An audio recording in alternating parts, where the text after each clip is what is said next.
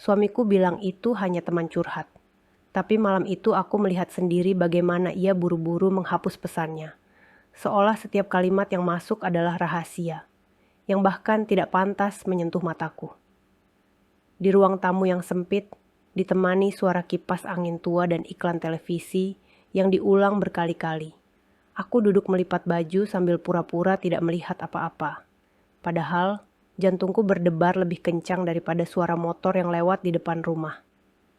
Sebelum aku membuka seluruh kisahnya, silakan tekan like dan subscribe agar aku bisa terus membawakan cerita seperti ini untuk kalian. Tulis juga dari daerah mana kamu menonton. Aku selalu penasaran dari mana saja kalian yang mendengar ceritaku malam ini. Namaku Rani. Aku ibu dari satu anak perempuan, Aira, dan istri dari seorang lelaki bernama Dimas, yang dulu kucintai karena kesederhanaannya. Kami menikah bukan di gedung mewah, hanya di aula kecil belakang masjid, dengan dekorasi seadanya yang lebih banyak dihias oleh tawa saudara dan tetangga daripada bunga segar. Setelah menikah, kami menempati rumah kecil hasil KPR di pinggiran kota, dengan ruang tamu yang menyatu dengan ruang makan dan dapur. Kamar tidur hanya 2, dan halaman yang lebih mirip selokan lebar sedikit daripada taman. Tapi di rumah sempit itu, aku pernah merasa cukup, karena di dalamnya ada suara tawa Dimas dan celoteh Aira. Rutinitasku sederhana, tapi jika kutulis satu persatu, mungkin bisa lebih panjang dari daftar belanja bulanan.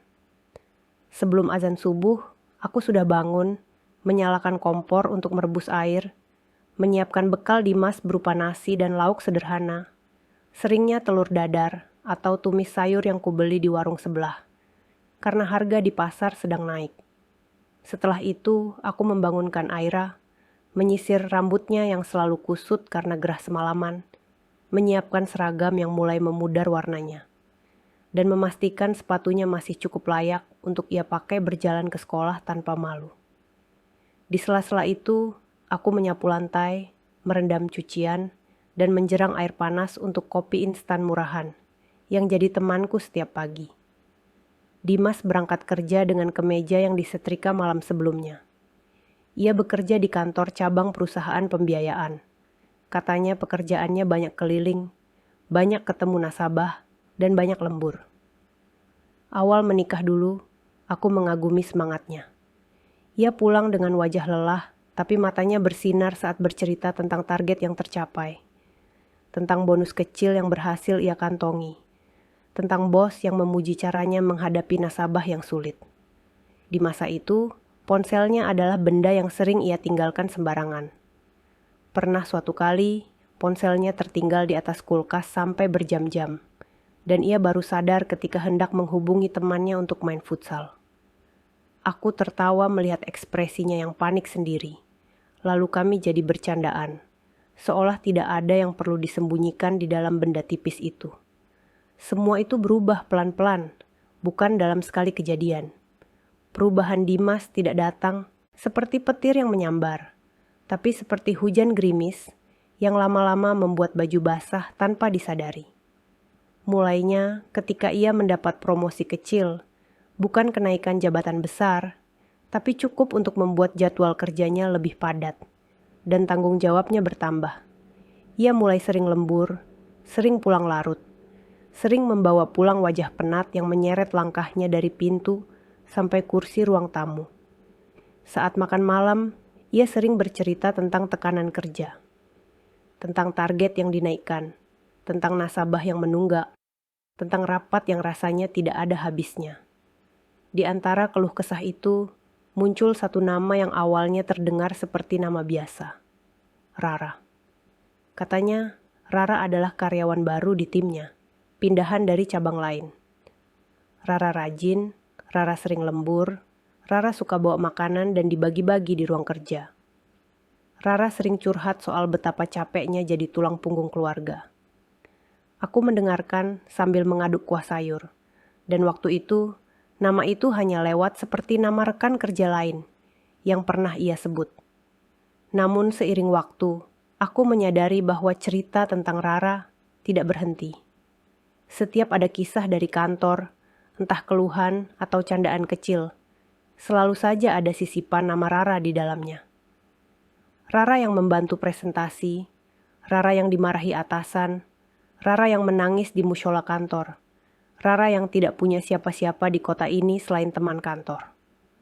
Dimas sering menghela napas panjang saat bercerita, seolah memposisikan diri sebagai orang yang mengerti dan menenangkan.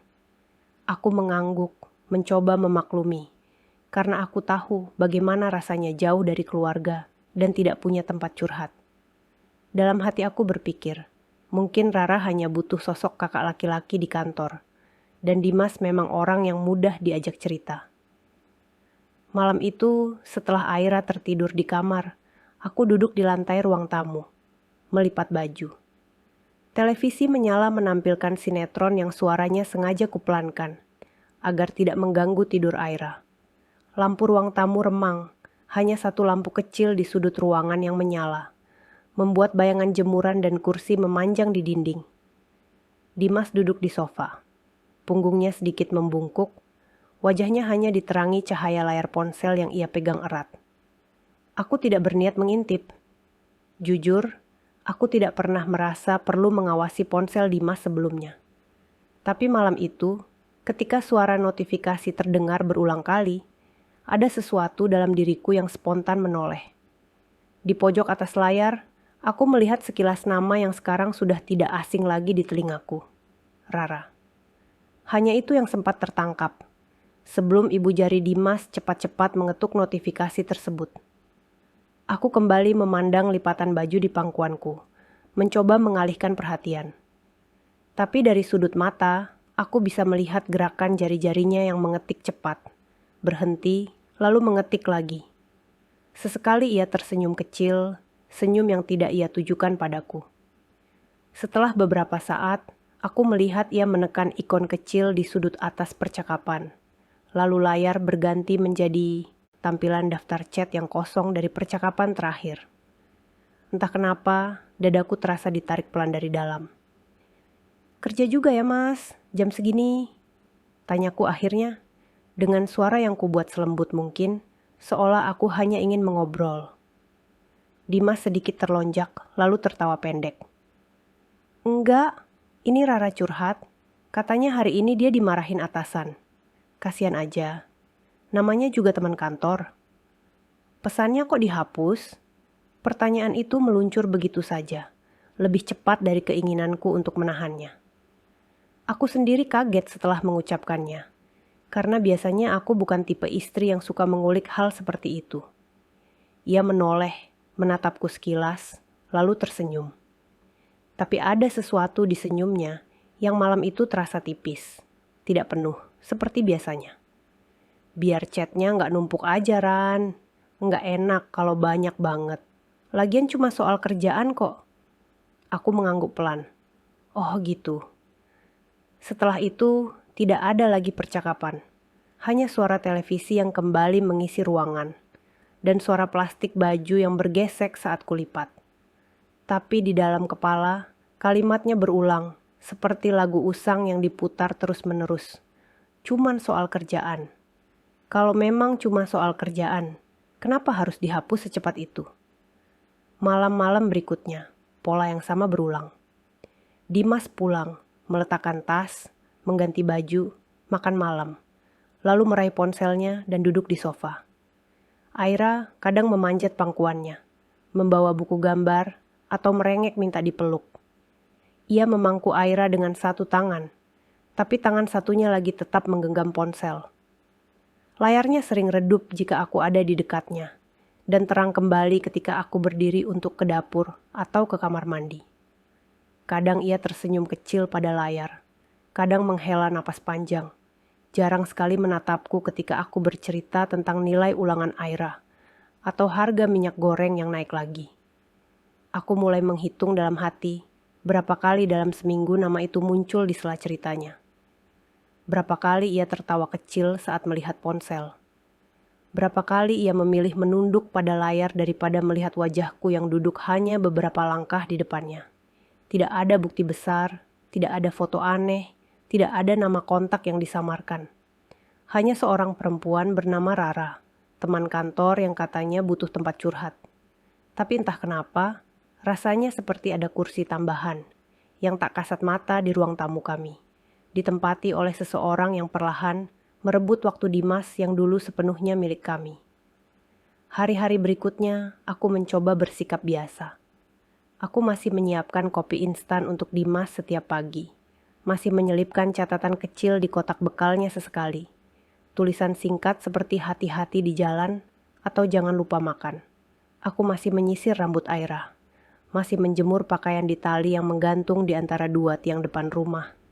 Masih menaruh galon baru saat yang lama habis. Dari luar, hidup kami terlihat tidak berubah. Tetangga masih menyapa kami dengan ramah. Ibu-ibu komplek masih melihat kami sebagai keluarga kecil yang sedang berjuang dengan cicilan dan biaya sekolah, sama seperti mereka. Tapi di dalam rumah, ada hal kecil yang membuat segalanya terasa berbeda. Ponsel Dimas sekarang seperti orang ketiga yang tidak pernah tidur. Saat ia mandi, ponsel dibawa ke kamar mandi. Saat ia ke warung depan membeli rokok atau pulsa, ponsel masuk ke saku celana. Saat ia salat, ponsel diletakkan di atas sajadah, hanya beberapa jengkal dari dahinya. Setiap kali suara notifikasi berbunyi, kepalanya otomatis menoleh, seakan ada panggilan penting yang tidak bisa ditunda barang beberapa menit. Suatu sore, ketika Dimas masih di kantor, aku sedang menyapu lantai ruang tamu. Aira duduk di karpet, menggambar rumah dengan krayon murahan miliknya. Di atas meja, ponselku bergetar pelan, menandakan ada pesan masuk di grup ibu-ibu kelas Aira. Mereka sedang membahas jadwal piket membawa snack untuk acara sekolah.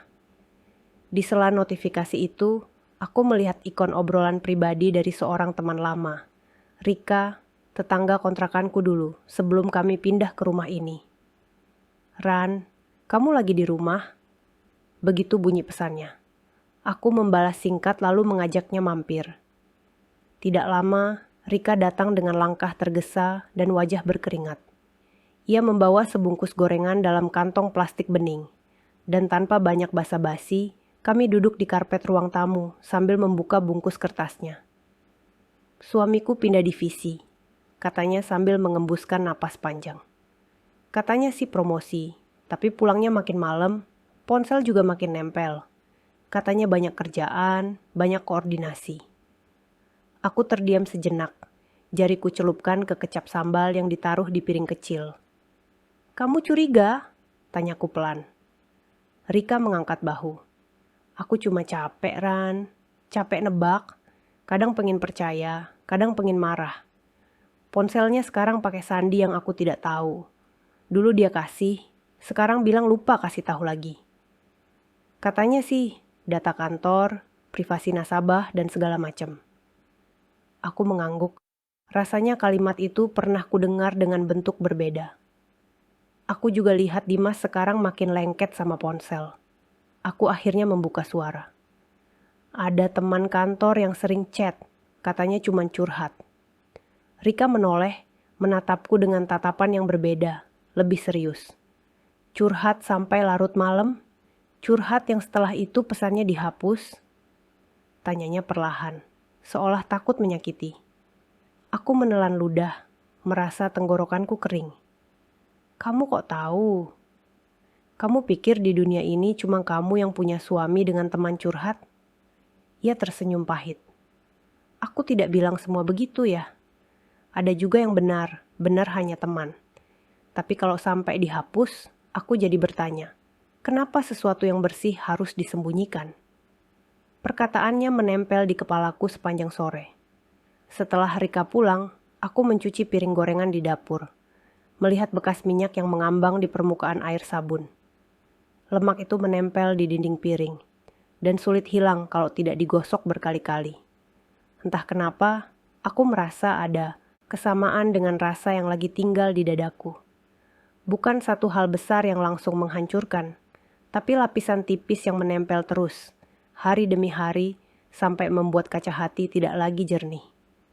Malamnya, Dimas pulang lebih larut dari biasanya. Jam dinding di ruang tamu sudah menunjukkan lewat jam 9 malam ketika ku dengar suara motornya berhenti di depan rumah. Aku menyiapkan piring makan di meja, menghangatkan sisa lauk sore di wajan kecil, dan menyeduhkan teh panas dengan sedikit gula. Wajahnya terlihat lelah ketika masuk, kemeja bagian atas sedikit kusut, rambutnya sudah tidak serapi pagi tadi. "Maaf, pulangnya telat lagi," katanya sambil menaruh tas di kursi. "Tidak apa-apa," jawabku pelan. "Lembur." "Tidak juga. Tadi ada teman kantor yang curhat.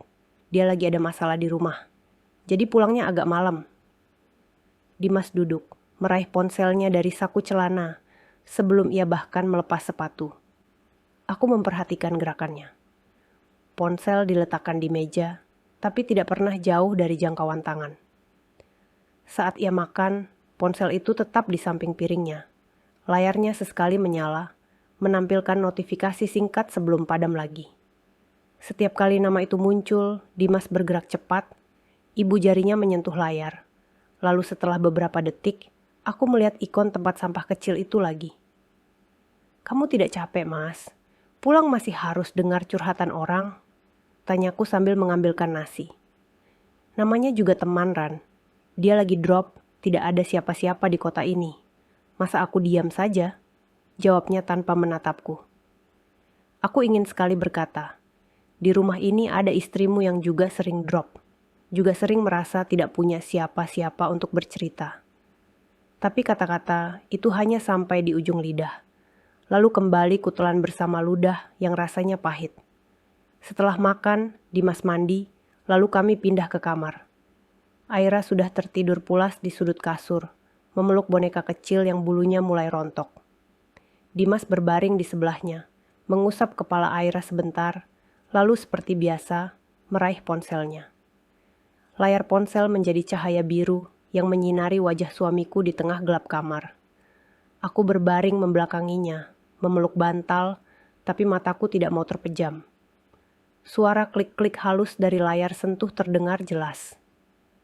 Sesekali Dimas tertawa pendek tanpa suara, lebih seperti napas yang keluar lewat hidung. Sesekali pula ia menghela napas panjang sambil mengetik.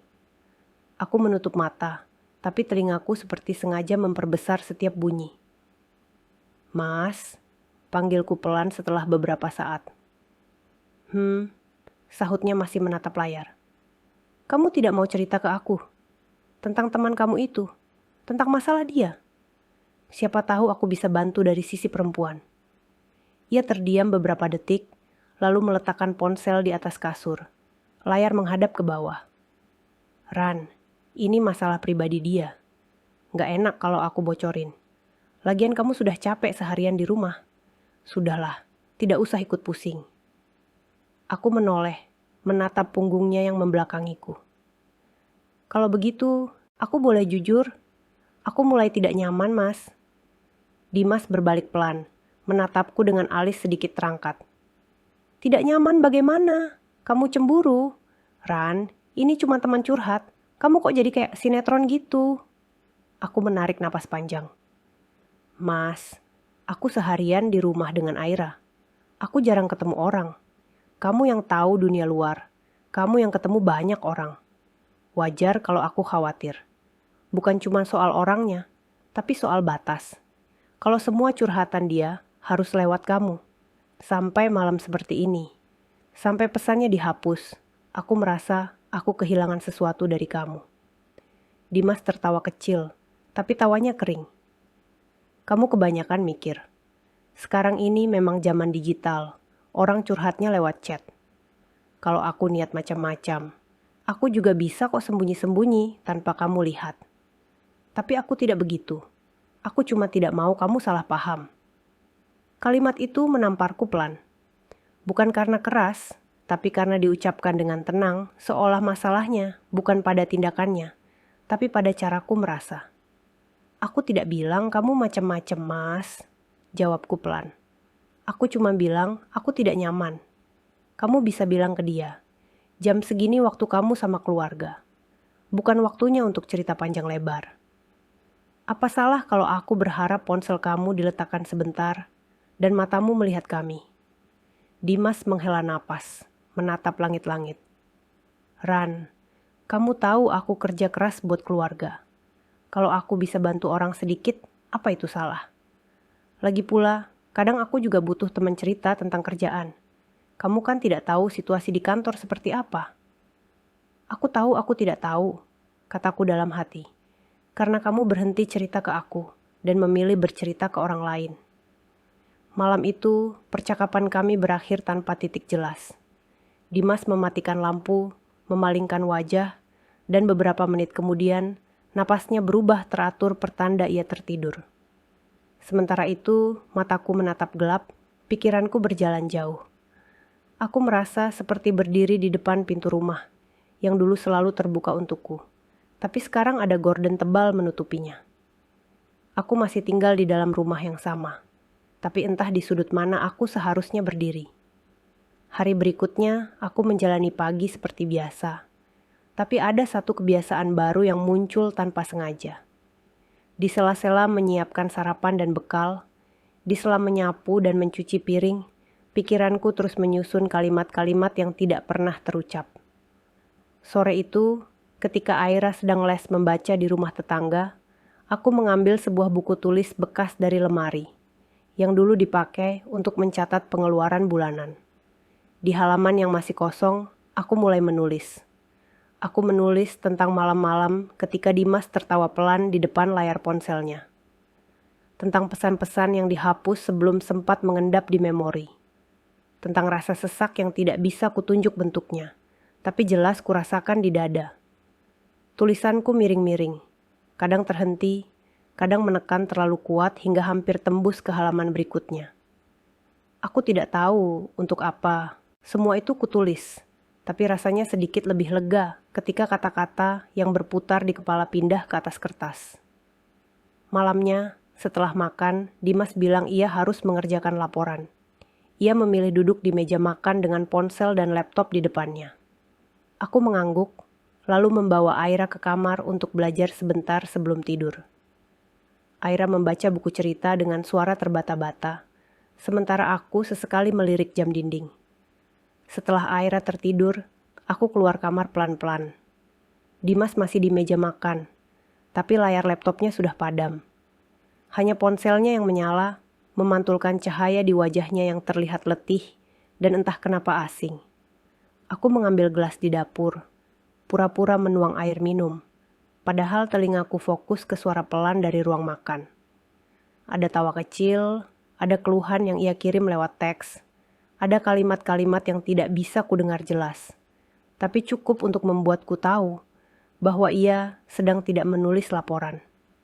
Sesaat kemudian, aku mendengar potongan kalimat yang ia ucapkan pelan, seolah membaca chat di dalam hati. Iya, kamu kuat kok. Jangan kebanyakan mikir. Kalau capek, cerita aja ke aku. Kalimat itu menghantamku seperti angin dingin. Berapa kali aku menahan diri untuk tidak bercerita terlalu banyak kepadanya dengan alasan ia sudah capek. Berapa kali aku menelan keluhan karena takut dituduh terlalu sensitif. Dan sekarang, kalimat yang dulu sangat ingin kudengar itu dengan mudah ia berikan kepada seseorang yang bahkan tidak tinggal di rumah kami. Saat ia pergi ke kamar mandi, ponselnya ia letakkan di meja makan. Layarnya padam, tapi aku tahu hanya perlu satu sentuhan kecil untuk menghidupkannya. Aku berdiri di dapur dengan segelas air dalam genggaman. Langkahku terasa berat ketika kubawa tubuhku mendekat. Rasanya seperti berjalan di atas garis tipis antara kepercayaan dan rasa ingin tahu.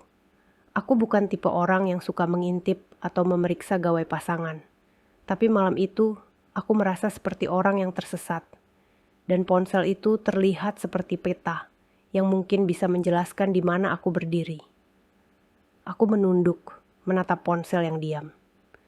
Suara air dari kamar mandi terdengar, menandakan Dimas masih di dalam. Tanganku gemetar ketika mendekat, tapi sebelum menyentuh, ponsel itu tiba-tiba menyala sendiri, menampilkan notifikasi baru yang masuk. Nama yang sama tertera di sana. Rara. Makasih ya Mas, sudah mau dengar aku cerita. Kadang cuma kamu yang bikin aku merasa tidak sendirian. Pesan itu pendek, tapi cukup. Dadaku serasa diremas pelan. Aku tidak punya kesempatan membaca percakapan sebelumnya, karena segera setelah notifikasi itu muncul, ponsel mengunci kembali. Tapi aku tidak membutuhkan banyak kalimat untuk mengerti bahwa di suatu tempat ada seorang perempuan yang merasa lebih didengar oleh suamiku daripada diriku sendiri. Aku mundur beberapa langkah, kembali ke dapur, dan pura-pura sibuk mencuci gelas yang tadi bahkan belum kuminum. Air keran mengalir, menimbulkan bunyi yang menutupi suara pintu kamar mandi dibuka. Dimas lewat di belakangku, mengambil ponselnya, dan kembali duduk seolah tidak terjadi apa-apa. Jantungku masih berdegup kencang, tapi wajahku kucoba netral, hanya menunduk pada piring kotor di bak cuci. Malam itu aku tidak mengatakan apapun. Aku hanya membawa kegelisahan itu ke dalam kamar, duduk di sisi kasur sementara Dimas masih di ruang makan. Di meja kecil di samping tempat tidur, buku tulis yang tadi siang kupakai mencatat perasaanku menunggu. Aku membuka halaman kosong lain, menulis kalimat yang baru saja kulihat dengan tanganku yang masih sedikit gemetar. Kadang cuma kamu yang bikin aku merasa tidak sendirian. Aku menatap kalimat itu lama-lama. Di benakku, kalimat itu berubah menjadi cermin yang memantulkan wajahku sendiri. Sejak kapan aku merasa sendirian di rumah ini, padahal ada 2 orang yang kucintai di dalamnya. Sejak kapan aku merasa harus kuat sendiri, agar tidak merepotkan siapapun. Sejak kapan aku belajar menahan tangis agar rumah tetap terlihat tenang. Hari-hari setelahnya terasa, seperti mengulang adegan yang sama dengan sedikit variasi. Pagi, Dimas berangkat kerja dengan kemeja rapi dan wajah lelah. Siang, aku mengurus rumah dan Aira, menyusun daftar belanja, menjahit seragam yang mulai sobek di bagian bawah karena terlalu sering dipakai. Sore, aku duduk di teras sebentar, mengobrol singkat dengan ibu-ibu tetangga tentang harga sembako atau gosip ringan di komplek. Malam, ponsel Dimas menyala lagi, dengan nama yang sama berkali-kali.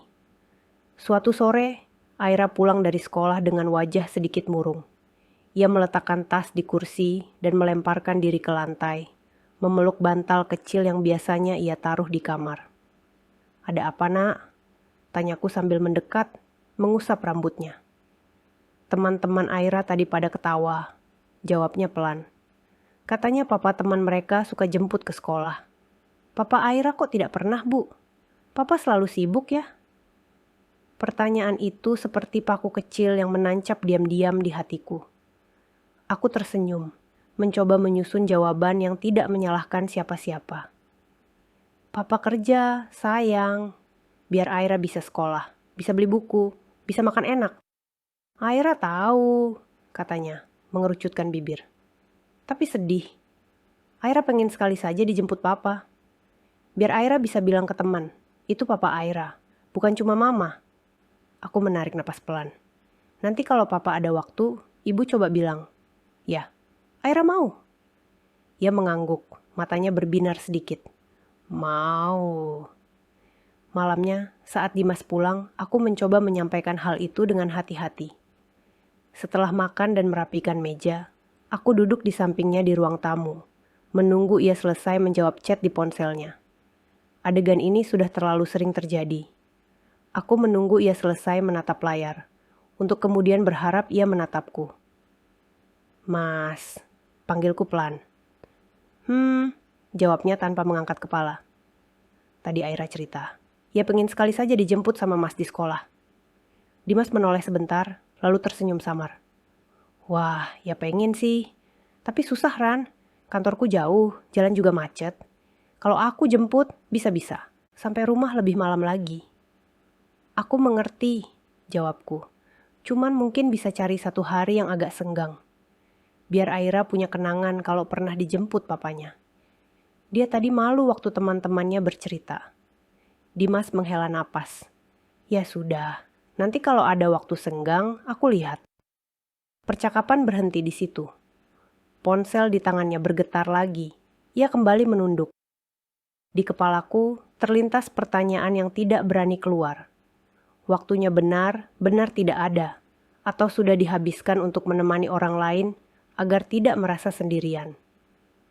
Malam itu, ketika semua sudah tidur, aku duduk lagi di meja makan dengan buku tulis terbuka. Aku menulis tentang Aira dan keinginannya yang sederhana. Menulis tentang Dimas yang selalu berkata akan mencari waktu, tapi entah kapan. Lalu, di bawahnya, aku menulis satu pertanyaan yang paling mengganggu batin. Kalau cinta berarti hadir untuk orang yang membuat kita merasa tidak sendirian, mengapa aku yang ada di rumah ini justru paling sering merasa sendirian? Aku menatap kalimat itu lama. Aku tahu aku tidak bisa terus begini, hanya menulis dan menulis sambil berharap segalanya membaik sendiri. Ada sesuatu yang harus dilakukan, tapi aku belum tahu apa. Di satu sisi, aku takut kehilangan Dimas, takut merusak rumah tangga yang sudah kujaga dengan susah payah. Di sisi lain, aku juga takut kehilangan diriku sendiri, tenggelam dalam perasaan yang tidak pernah diakui. Dalam kenyataan bahwa suamiku mungkin sudah membagi hatinya untuk menjadi penyelamat bagi orang lain. Sementara aku dibiarkan belajar menyelamatkan diriku tanpa ditemani. Hari Minggu itu sebenarnya bisa saja menjadi hari biasa, yang melelahkan tapi hangat. Pagi hari aku menjemur pakaian lebih banyak dari biasanya, mencuci spray dan sarung bantal, sementara Aira berlarian di halaman kecil membawa mobil mainannya. Matahari cukup cerah, angin tidak terlalu kencang. Dimas sedang duduk di ruang tamu, kaos oblong dan celana pendek, menonton tayangan bola yang ia rekam dari malam sebelumnya. Aku memperhatikannya dari jauh. Di atas meja, piring bekas roti sudah kosong, gelas teh menyisakan sedikit ampas. Ponselnya tergeletak di samping, tapi tetap dalam jangkauan tangan. Sesekali ia meraihnya, mengetik sebentar, lalu meletakkannya lagi. Aku merasa hari ini tidak sanggup lagi hanya menonton dari sudut pandang seorang pelayan di rumah sendiri. Ada sesuatu di dalam diriku yang berkata, kalau tidak bicara sekarang, aku akan terbiasa menelan rasa ini dan menganggapnya wajar. Siang itu, setelah cucian selesai diangkat dan Aira tertidur siang, aku membuat teh hangat dan menuangkannya ke 2 gelas. Aku duduk di kursi ruang tamu di seberang Dimas.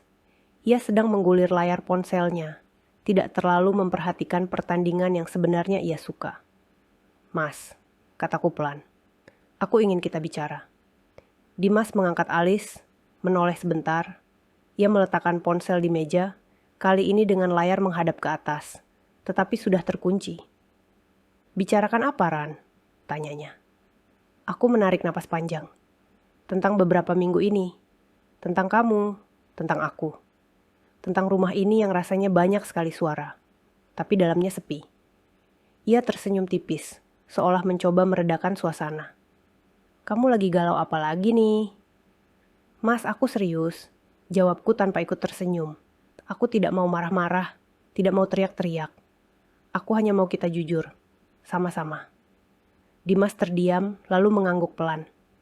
Oke, kamu duluan. Aku menatap meja, melihat lingkar bekas gelas yang meninggalkan noda air di permukaan kayu. Aku memilih kata-kata seperti memilih baju yang akan dipakai ke pertemuan penting. Tidak boleh terlalu berlebihan, tapi juga tidak boleh terlalu tipis sampai tembus. Mas, beberapa waktu ini aku merasa kamu tidak lagi pulang sepenuhnya. Tubuh kamu ada di sini, tapi pikiran kamu seperti sibuk di tempat lain. Di dalam ponsel itu. Kamu sering bilang cuma kerjaan, cuma teman curhat. Tapi aku melihat kamu hapus chat. Aku mendengar potongan kalimatmu. Dan kemarin aku sempat melihat satu pesan. Wajah Dimas menegang. Matanya sedikit menyipit. Pesan apa? Tanya dia.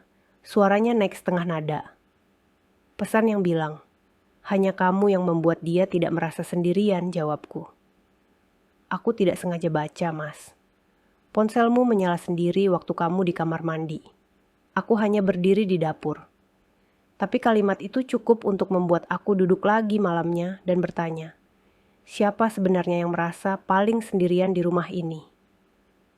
Dimas menghela napas berat. Ran, kamu tidak boleh lihat chat orang. Itu privasi, ujarnya.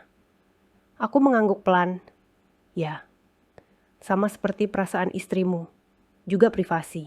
Persis seperti itu beratnya kalau dilanggar. Bedanya, perasaanku tidak tertulis di ponsel, jadi kamu mungkin merasa tidak perlu dijaga. Ia terdiam. Matanya berpindah ke ponsel di meja, lalu kembali ke wajahku. Kami saling menatap beberapa detik yang rasanya seperti menunggu vonis. "Ran," kata Dimas akhirnya. Suaranya lebih pelan. "Rara itu teman kantor. Dia memang lagi banyak masalah. Di kota ini dia tidak punya siapa-siapa. Kalau aku tidak dengar dia, aku kasihan. Aku cuma berusaha jadi teman yang baik. Aku menahan diri untuk tidak langsung menyela. Aku membiarkan kalimatnya selesai. Lalu aku bertanya pelan. Teman yang baik itu sampai menghapus semua jejak percakapan. Teman yang baik itu sampai membiarkan istrinya duduk di sebelah, tanpa tahu di mana batas dirinya dihargai. Dimas mengusap wajahnya, jelas mulai tidak nyaman. "Kamu ini kenapa sih? Terlalu baper. Sekarang ini orang curhat lewat chat itu biasa. Kamu saja yang mungkin kurang pergaulan. Jangan langsung berpikir yang tidak-tidak." Aku tersenyum, tapi senyumku pahit. "Mas, aku bukan persoalkan orang curhat lewat chat. Kalau dia curhat lewat grup kantor pun, aku tidak akan peduli. Kalau dia curhat jam kerja, kamu boleh saja bantu. Tapi ini jam malam. Jam di mana aku berharap kamu cerita tentang harimu. Bukan justru kamu jadi bahu untuk orang yang bahkan tidak ada di ruangan ini. Dan kalau memang bersih, kenapa harus dibersihkan begitu cepat sampai tidak bersisa? Kamu tidak percaya sama aku." Begitu saja, Dimas memotong, nada suaranya mulai meninggi. "Aku ini suamimu. Kalau aku bilang tidak ada apa-apa, ya tidak ada apa-apa." Aku menggeleng pelan, merasakan mataku mulai panas, tapi berusaha menahan air yang ingin keluar. "Aku percaya sama kamu sebagai manusia, Mas. Aku percaya kamu tidak akan sekaligus berubah jadi orang jahat dalam sehari. Tapi aku juga percaya pada rasa yang tinggal di dada aku. Aku tidak nyaman. Itu fakta. Aku merasa tersisih. Itu juga fakta. Jadi sekarang pertanyaannya bukan lagi ada apa di antara kalian, tapi seberapa penting perasaan ini buat kamu." Dimas terdiam. Ruang tamu mendadak seperti menyempit. Suara motor di luar lewat, ada anak kecil berteriak bermain di gang, tapi di dalam rumah hanya suara napas kami yang terdengar. "Mas," lanjutku, "aku tidak meminta hal besar. Aku tidak minta kamu berhenti membantu orang. Tapi aku minta beberapa batas yang jelas. 1, kalau kamu mau terus jadi tempat curhat orang lain, kamu juga harus ingat ada istri di rumah yang pantas jadi tempat curhat kamu. Aku tidak mau lagi tiba-tiba mendengar kamu begitu lembut bicara di chat dengan orang lain, sementara pulang ke rumah kamu terlalu lelah untuk mendengar ceritaku." Dimas menunduk, menatap tangannya. "Lalu apalagi?" tanyanya singkat. 2, untuk komunikasi dengan lawan jenis, terutama di luar jam kerja, aku minta transparansi. Kalau kamu tidak bisa menunjukkan isi chatnya ke aku, berarti ada yang tidak pantas ada di sana. Bukan untuk aku kontrol, tapi untuk kita jaga bersama-sama. Kalau kamu bilang kamu tidak sembunyi, tapi kamu hapus semua, apa bedanya dengan sembunyi? Ia membuka mulut hendak menjawab, tapi aku mengangkat tangan sebentar, bukan untuk membungkam, tapi untuk menyelesaikan kalimatku dulu. 3, aku minta kamu mempertimbangkan agar jam malam adalah jam keluarga. Kalau teman kamu mau curhat, bilang saja dengan jujur, kamu sedang bersama keluarga, dan kamu bisa balas di waktu lain. Kalau kamu tidak bisa mengatakan itu karena takut dia merasa tidak punya siapa-siapa, mungkin dari awal batasnya sudah kabur. Dimas menghela napas sekali lagi. "Ran, kamu kira gampang bilang begitu ke orang yang lagi drop? Kamu ini ngomong dari posisi yang tidak lihat keadaan di sana. Kamu enak di rumah, hanya lihat dari satu sisi." Kalimat itu menusuk, tapi kali ini aku tidak mundur. Aku menatapnya. Suaraku pelan tapi tegas. "Mas, kamu tahu tidak, di rumah ini aku juga sering drop. Aku juga sering merasa tidak punya siapa-siapa, kecuali Allah. Tapi aku diam, karena aku pikir kamu sudah cukup lelah di luar. Aku tidak ingin menambah beban. Sekarang aku tahu, ternyata kamu masih punya ruang untuk menjadi sandaran untuk orang lain. Sementara aku belajar menyandarkan diri pada tembok dapur dan bantal tipis di kamar. Adil tidak? Itu. Ia menggigit bibirnya, menahan sesuatu yang ingin ia ucapkan. Lalu ia berkata lirih, "Kamu mau aku apa, Ran?" Putus saja komunikasi sama dia, begitu. Aku tidak langsung menjawab. Aku tahu, di titik ini, jawaban yang terlalu keras akan membuatnya menutup diri. Tapi jawaban yang terlalu lembut akan kembali menyeretku ke lingkaran yang sama. Aku berkata pelan, "Aku mau kamu memilih dengan sadar. Kalau kamu bilang dia hanya teman curhat, dan aku ini istrimu, maka perlakukan aku seperti seseorang yang tidak boleh dilewati garisnya. Kalau kamu merasa sulit jujur, sulit meletakkan ponsel, maka kita punya masalah yang lebih besar dari sekadar chat. Kita punya masalah tentang kemana hati kamu condong saat lelah." Dimas memejamkan mata sebentar, lalu mengusap tengkuknya. Aku bisa melihat perlawanan dalam dirinya, antara rasa bersalah dan keengganan untuk mengakui. Ia bangkit, berjalan mondar-mandir beberapa langkah di ruang tamu yang kecil itu, seperti singa yang kebingungan di kandang sempit. "Kamu tahu, Ran," katanya kemudian, "aku itu juga manusia. Di kantor aku harus kuat, di hadapan nasabah aku harus sabar, di hadapan bos aku harus siap dimarahi. Kadang aku butuh seseorang yang bisa mengerti letih dengan bahasa yang sama, bahasa kerjaan." Rara itu mengerti, karena dia juga ada di situ. Aku mengangguk. Aku tidak memungkiri itu, Mas. Tapi di rumah ini ada orang yang mengerti letihmu dari sisi yang berbeda. Aku melihat baju kamu kotor. Aku yang mencuci. Aku melihat mata kamu sembab. Aku yang menyiapkan air hangat. Kalau kamu memilih berbagi sisi rapuhmu lebih banyak ke orang lain, jangan salahkan aku kalau aku merasa rumah ini, pelan-pelan, hanya jadi tempat kamu numpang tidur. Suasana hening lagi. Kali ini, heningnya lebih berat. Aku bisa merasakan Dimas sedang dihadapkan pada sesuatu yang tidak bisa ia kelabui dengan kalimat cuma teman. Di sudut ruangan, manik mata Aira dalam figura foto kecil menatap kami tanpa suara, seolah mengingatkan bahwa di antara perdebatan ini, ada hati kecil yang bisa terdampak. Akhirnya, aku berkata, "Mas, aku tidak bisa memaksa kamu berhenti jadi teman cerita untuk siapapun. Tapi aku bisa memutuskan untuk apa aku ingin menjadi teman bercerita untuk diriku sendiri. Kalau suatu hari kamu tetap memilih layar itu daripada menatap kami, aku akan mulai memikirkan, apakah aku dan Aira masih aman secara perasaan untuk tinggal di sini." Dimas menatapku, kali ini tanpa marah, tanpa defensif. Di matanya, aku melihat sesuatu yang lama tidak kulihat, mungkin ketakutan. Ia duduk kembali, memegang gelas teh yang sudah dingin. "Ran, jangan ngomong gitu," ucapnya lirih. Aku tidak menjawab. Aku bangkit pelan, mengambil gelas yang sudah kosong dari meja, lalu berjalan ke dapur. Di belakangku, aku bisa merasakan tatapan Dimas yang mengikuti langkahku. Untuk pertama kalinya, aku memilih meninggalkan percakapan sebelum ia yang mengakhiri. Bukan sebagai kemenangan, tapi sebagai tanda bahwa aku tidak lagi ingin menjadi satu-satunya yang berusaha mempertahankan semuanya. Sementara perasaanku sendiri dikorbankan di tengah jalan. Malam-malam setelah percakapan itu terasa berbeda. Bukan karena semuanya tiba-tiba membaik, tapi karena ada sesuatu yang pecah di dalam diriku. Pecah dalam arti tidak lagi bisa menampung semuanya sendirian. Aku tidak lagi hanya menangis diam-diam di kamar mandi atau menuliskannya di buku tulis.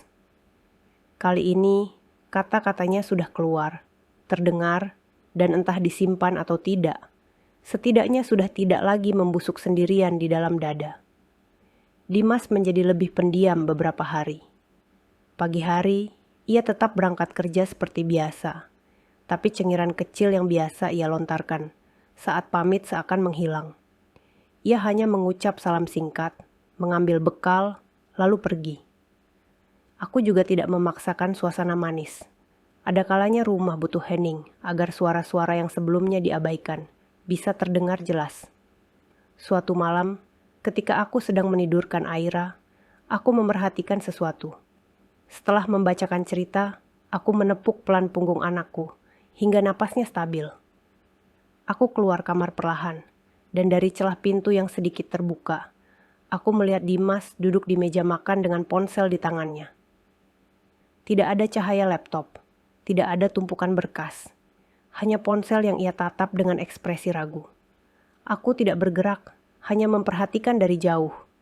Ia membuka chat, kemudian menutupnya lagi. Membuka lagi, mengetik sesuatu, lalu menghapusnya. Setelah beberapa menit, ia akhirnya mengetik pelan dan menekan kirim. Aku tidak tahu isi pasti pesannya, tapi sedikit kemudian, ia bergeser ke kontak, mencari sesuatu, dan kukira aku melihat ia menekan tombol hapus. Wajahnya tertunduk, bahunya turun, seperti seseorang yang meletakkan tas berat setelah sekian lama memanggul. Ketika aku masuk ke ruang tamu, ia terlonjak kecil. Ponselnya ia letakkan di meja, kali ini tidak tergesa, tidak di balik layarnya. Dimas menatapku, matanya lelah, tapi ada sesuatu yang berbeda di sana. "Ran," ucapnya pelan, "kita bisa ngomong sebentar." Aku duduk di kursi seberangnya, jarak kami hanya meja kayu kecil yang dari dulu menjadi saksi tagihan. Makan malam, dan sekarang, sesuatu yang lebih berat dari keduanya. Dimas menarik napas panjang. "Aku sudah pikir-pikir," katanya. "Kamu benar. Kalau memang tidak ada apa-apa, harusnya aku tidak merasa perlu sembunyi. Selama ini, aku bilang cuma teman curhat. Tapi aku sendiri mulai lupa di mana batasnya. Aku suka merasa dibutuhkan, merasa bisa menolong. Tapi aku lupa, ada orang yang dari dulu selalu menolong aku di rumah ini tanpa banyak kata. Aku tidak langsung menjawab. Aku hanya mendengarkan. Hati-hati." Dimas melanjutkan. "Barusan aku chat dia," ujarnya, suaranya nyaris, seperti seseorang yang sedang mengaku dosa pada dirinya sendiri. Aku bilang, "Mulai sekarang, aku tidak bisa lagi jadi tempat dia cerita seperti dulu.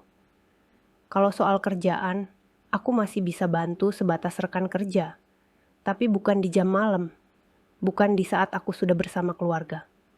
Aku juga bilang, istriku tidak nyaman, dan aku harus hormati itu. Ada jeda. Aku bertanya pelan, "Dia marah?" Dimas mengangkat bahu. Dia bilang mengerti, walau mungkin dia kecewa. Dia bilang, dia akan cari cara lain, mungkin konseling atau teman perempuan yang bisa dia percaya. Tapi Ran, jujur ya, aku juga sadar. Aku yang salah membiarkan diriku jadi terlalu penting di cerita hidup orang lain. Sementara di rumahku sendiri, aku absen. Sebagian dari diriku merasa lega, sebagian lagi berhati-hati. Luka yang sudah terbuka tidak serta-merta tertutup hanya dengan satu pengakuan. Tetapi setidaknya, aku merasa tidak lagi bicara dengan dinding. "Mas," kataku pelan, "terima kasih sudah jujur. Aku tahu mungkin kamu merasa aku berlebihan. Tapi aku tidak minta kamu jadi malaikat. Aku hanya minta kamu ingat, setiap kali kamu memberi porsi perhatianmu ke orang lain, ada porsi yang berkurang dari kami. Kalau kamu bilang ingin menolong, tolong juga rumah ini untuk tetap utuh." Dimas mengangguk, matanya berkaca-kaca, meski ia berusaha menahannya. "Aku tidak bilang aku langsung bisa berubah sempurna, Ran," katanya lirih. "Tapi aku mau berusaha. Mungkin kamu bisa bantu aku juga. Kalau nanti kamu merasa aku mulai tergelincir lagi, jangan tunggu sampai kamu menulis di buku atau meledak. Kamu bilang dari awal, kamu tegur aku, biar aku ingat." Aku tersenyum tipis. Untuk pertama kalinya setelah sekian lama senyum itu tidak terasa sepenuhnya pahit. "Mas, bantu juga aku untuk berani bicara dari awal. Kadang aku terlalu sibuk jadi istri yang pengertian, sampai lupa kalau aku juga manusia. Kita belajar sama-sama, ya." Beberapa hari setelah percakapan itu, aku mulai melihat perubahan kecil. Ponsel Dimas masih di rumah. Sebagian besar waktu tetap di dekatnya. Tetapi ada momen-momen di mana ia sengaja menjauhkan. Saat makan malam, ia meletakkan ponsel di atas lemari di sudut ruang, dengan layar menghadap tembok. Di ujung pekan, ia tiba-tiba bertanya, "Hari apa Aira pulangnya paling cepat? Kalau aku bisa izin pulang setengah hari, mungkin aku bisa jemput sekali." Pertanyaan itu kecil, tapi bagi Aira dan aku, itu seperti pintu yang terbuka sedikit lebih lebar. Kami memilih satu hari. Hari itu, aku sengaja tidak bilang apa-apa ke Aira. Ingin melihat reaksi asli dari anak kecil yang selama ini hanya bisa membayangkan. Ketika bel sekolah berbunyi, Aira melangkah keluar gerbang dengan langkah pelan, matanya mencari-cari seperti biasa sosokku di antara ibu-ibu lain. Tapi hari itu, ada satu sosok lain yang berdiri di sampingku, masih dengan kemeja kantor, namun lengan digulung, wajah agak canggung. Dimas mengangkat tangan, memanggil pelan. Aira sempat terdiam, lalu wajahnya berubah bersinar. Ia berlari, memeluk pinggang Dimas dengan kuat. Suaranya melengking kecil, "Papa jemput Aira, Papa jemput Aira." Aku berdiri di samping mereka, mengamati. Di mata Aira, tidak penting bagaimana proses kami sampai di titik ini. Tidak penting berapa panjang pertengkaran atau seberapa berat air mata. Yang penting baginya, hari itu ia bisa menunjuk ke arah seorang lelaki dan berkata ke teman-temannya, "Itu papaku." Perubahan tidak dramatik seperti di sinetron. Tidak ada adegan Dimas tiba-tiba menghapus semua media sosial, membuang ponsel, dan sepenuh waktu memandang kami. Ada hari-hari di mana ia masih lupa, masih refleks melirik layar ketika notifikasi kantor masuk. Ada juga saat-saat ia tampak gelisah. Mungkin merindukan perasaan dibutuhkan seperti dulu. Tapi bedanya, sekarang kami punya bahasa untuk menamai apa yang kami rasakan. Suatu malam, saat kami berdua duduk di teras kecil rumah setelah Aira tertidur, Dimas berkata, "Ran, aku mau kita bikin aturan bareng. Bukan aturan satu pihak memerintah pihak lain, tapi kesepakatan." Aku menatapnya, menunggu. Untuk urusan komunikasi, lanjutnya, terutama dengan lawan jenis, aku mau kita sama-sama punya kode. Misalnya, kalau chat sudah masuk ke ranah pribadi di luar kerjaan, kita berhenti. Kalau jam sudah malam, kita bilang, teruskan besok. Dan kalau kamu kapanpun merasa tidak tenang, kamu boleh lihat chatku. Bukan karena aku tidak punya privasi, tapi karena aku memilih untuk transparan. Bukan karena kamu mata-mata, tapi karena kamu partner hidupku. Aku mengangguk pelan. Lalu aku juga mengungkapkan keinginanku. Aku ingin Dimas lebih sering bercerita tentang rasa lelahnya ke aku, bukan hanya sisi heroiknya. Kalau ia marah pada bos, kecewa pada nasabah, atau sedih merasa tidak cukup, aku ingin tahu. Aku ingin jadi tempat ia kembali, bukan hanya kasur yang ia pakai tidur. Di sisi lain, aku juga berjanji pada diri sendiri. Aku tidak ingin lagi menjadi istri yang hanya menunggu dan menebak. Aku mulai belajar mengisi ulang diriku. Mengambil sedikit waktu untuk diriku. Entah membaca buku yang kusuka, menjahit kecil-kecilan untuk teman, atau sekadar berjalan sendirian ke warung tanpa tergesa. Aku tidak ingin seluruh hidupku hanya berputar mengawasi apakah Dimas sedang chatting dengan siapa. Hidupku lebih luas dari itu. Ada mimpiku, ada imanku, ada anakku yang matanya memperhatikan setiap cara aku mencintai dan menjaga diriku sendiri. Beberapa bulan berlalu. Ada hari yang tenang, ada hari yang berat. Ada momen di mana bayangan masa lalu datang menyelinap, membuatku kembali ragu. Di saat-saat seperti itu, aku membuka lagi buku tulis yang dulu menjadi saksi air mataku. Tapi kali ini, di halaman tambahannya, ada catatan baru. Bukan lagi tentang pesan yang dihapus, tapi tentang percakapan yang jujur. Tentang hari ketika Dimas jemput Aira. Tentang malam ketika kami berdua duduk di teras tanpa ponsel, hanya bercerita tentang impian dan ketakutan kami. Aku tahu, tidak semua cerita seperti ini berakhir dengan tetap bersama. Ada perempuan yang akhirnya memilih pergi ketika kepercayaan benar-benar runtuh. Ada yang terlambat menyadari bahwa dirinya layak mendapat sesuatu yang lebih baik. Aku tidak menganggap keputusanku untuk bertahan adalah satu-satunya cara yang benar. Tapi aku tahu, apapun pilihan seorang istri, yang paling penting adalah ia tidak lagi menganggap rasa sakitnya sebagai harga wajib untuk disebut setia. Kalau malam ini kamu mendengar ceritaku dan merasa sedang berdiri di posisi seperti aku dulu, mungkin bukan ponsel yang perlu kamu curigai, tapi di mana kamu meletakkan dirimu sendiri di dalam rumahmu. Apakah kamu hanya menjadi pelengkap, atau kamu berani meminta tempat yang pantas? Bukan tempat yang membuatmu menang atas orang lain, tapi tempat di mana hatimu tidak lagi diinjak pelan-pelan oleh kalimat-kalimat yang bilang, hanya teman curhat, sambil menghapus jejaknya. Suamiku bilang, itu hanya teman curhat. Tapi ketika pesannya dihapus setiap malam, aku tahu ada yang juga pelan-pelan dihapus. Rasa percaya dan tenangku. Malam saat aku memilih untuk bicara, pelan-pelan, aku sebenarnya sedang menyelamatkan seseorang yang hampir hilang sejak lama. Dan orang itu bukan Dimas, tapi diriku sendiri.